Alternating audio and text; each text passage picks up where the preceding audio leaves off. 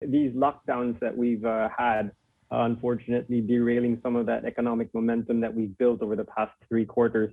As you mentioned, quarter-on-quarter GDP in the second quarter was negative at minus 1.3%, due largely to the lockdowns that we had instituted in April and May. So anytime we go into the lockdowns, we can see the immediate impact on manufacturing. PMI manufacturing indices move back into contraction in April and May, and we can expect something similar in this period, August, as we are currently in another round of lockdowns as we deal with the Delta variant.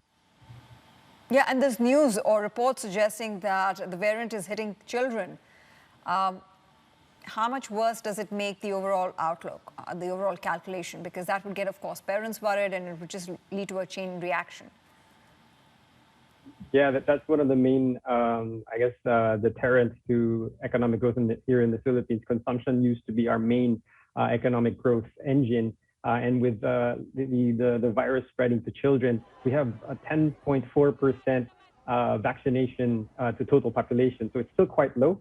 We've ramped up some of that vaccination drive. However, it's still at 10%. We got a long ways to go before we can protect not just the adult population, but the children as well. So vaccinations have to happen, so we no longer need to lock down. And as long as we have high cases, we can expect consumer spending to be quite muted.